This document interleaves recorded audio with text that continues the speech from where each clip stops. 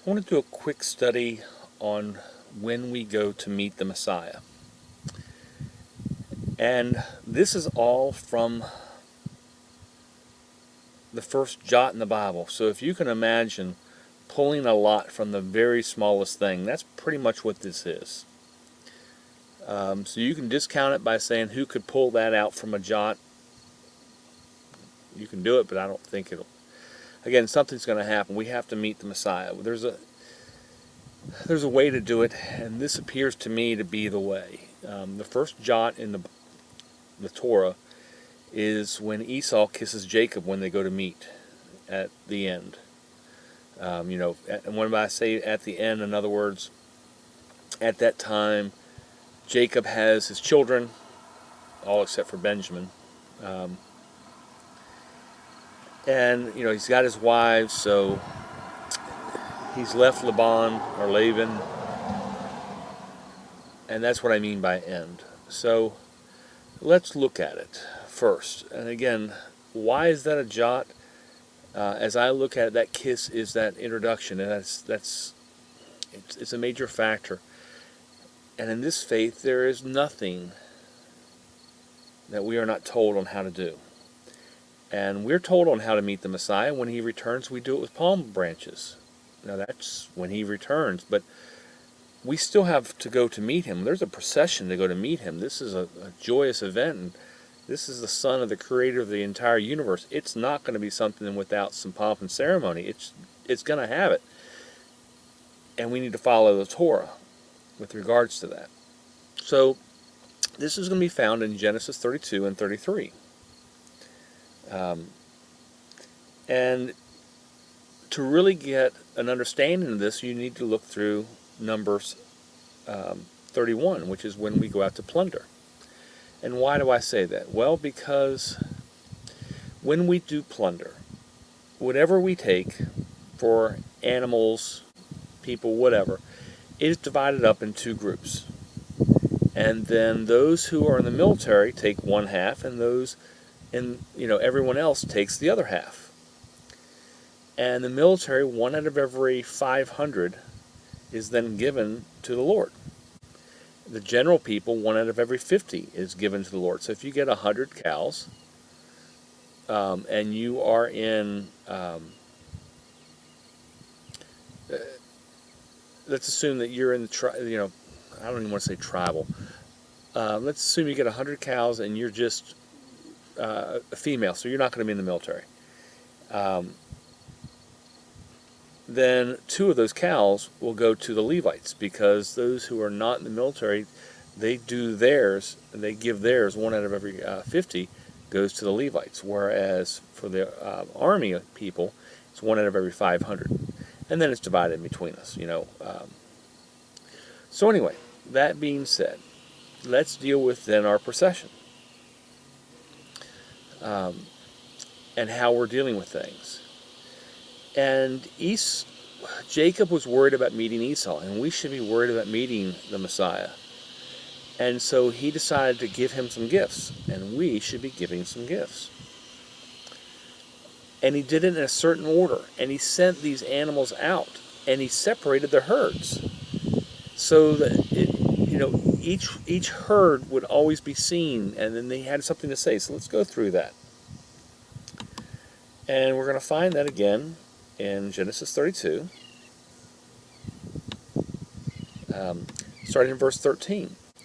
He spent the night there, and from what he had with him, he selected a gift for his brother Esau, 200 female goats and 20 male goats, 200 ewes and 20 rams, 30 female camels and their young, 40 cows and 10 bulls, and 20 female donkeys and 10 male donkeys. He put them in the care of his servants, each herd by itself, and said to his servants, "Go ahead of me and keep some space between the herds."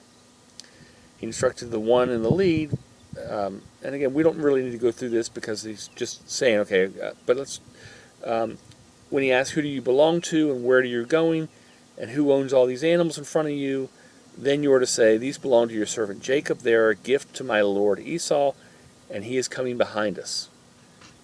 Now that's how we should be dealing with it to the Messiah. We send servants out with these animals, spacing between them, let's assume that we're going in a procession. Let's assume that we're in the tribe of Issachar. So those servants would drop off those animals and say, "These are for you." Issachar is following behind us. The tribe of Issachar is following behind us.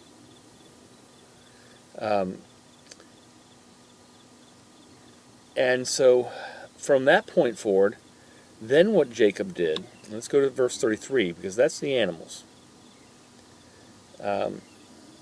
So chapter 33, verse 1, Jacob looked up, and there was Esau coming with his 400 men. So he divided children up among Leah, Rachel, and the 2 female servants. He put the female servants and their children in front, Leah and her children next, and Rachel and Joseph in the rear. The priority goes to the rear. Okay. He himself went on ahead and bowed to the ground 7 times as he approached his brother. Now remember, at that time he's seen his brother. But this should be our procession. And the family should be in front of us. For those who are in the military, your family should be in front. And then when you come up to see the Messiah, you rush in front of your family. And then you bow 7 times in front of Messiah. And then the family comes up, and they bow as well. But it doesn't say that they bow 7 times, okay? Now let's see where that is. And so we go down to 6. Then the female servants and their children approached and bowed down. Doesn't say 7 times, just said bowed down. Next, Leah and her children came and bowed down. Last of all came Joseph and Rachel, and they too bowed down. Now again, on this one, as I'm looking at it, last of all came Joseph of Rachel. So I doubt we're going to have more than one wife at that time. But if you do, you go with the senior wife, the one you love the most, will actually have that position of honor. But again, the male will then go in front and bow down. But we should go by family units, and I would think if we're in Issachar, I don't remember how many clans there are in Issachar, but we will go by clan. And, the senior member of that clan is the last in that clan with his family.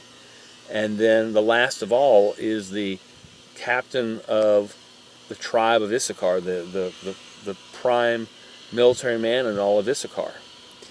And remember, they are then also delivering the gold plunder.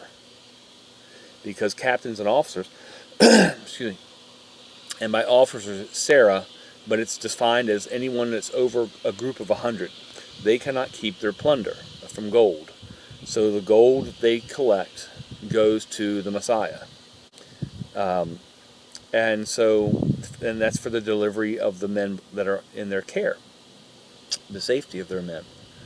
So if you're in the tribe of Issachar and the last the captain of the entire tribe, when he goes to see the Messiah, they are then delivering that gold comes as well. But everything that is supposed to go, and there's an order. And again, we can look at that order, and how I put that is as follows. Where do I have that here? Not rid of that, so I can't see anything here.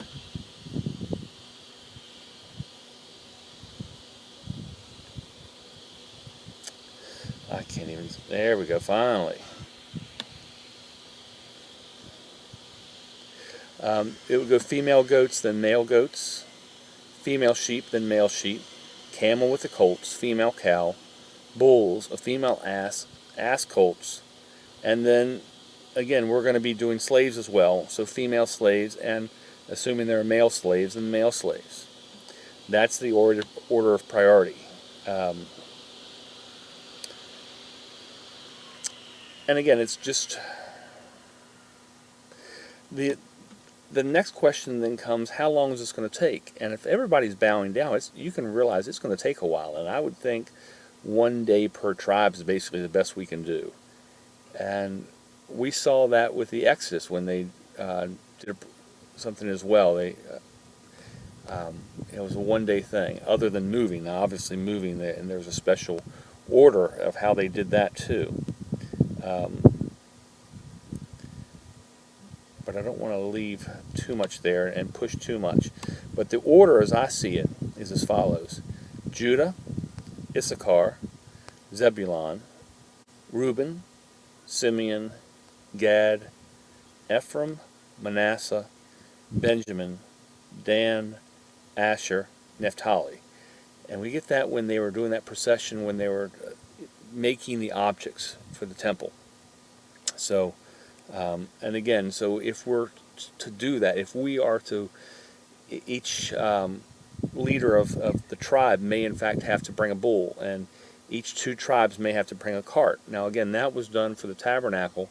We're going to have a temple, but there might be a tabernacle originally. So until we might have that, so we would still do that if there is not a temple. Again, we're going to bring gold and silver to put in the holy objects. Whether that is then or not, we don't know. So we've got a silver plate that's 100 shekels weight, which is about 52.28 ounces. Excuse me, a silver bowl, which is 70 shekels weight, which is about 28.15 ounces, and a gold spoon, which is 10 shekels weight, so about 4 ounces on that. And that's what we should be doing and how we should be going.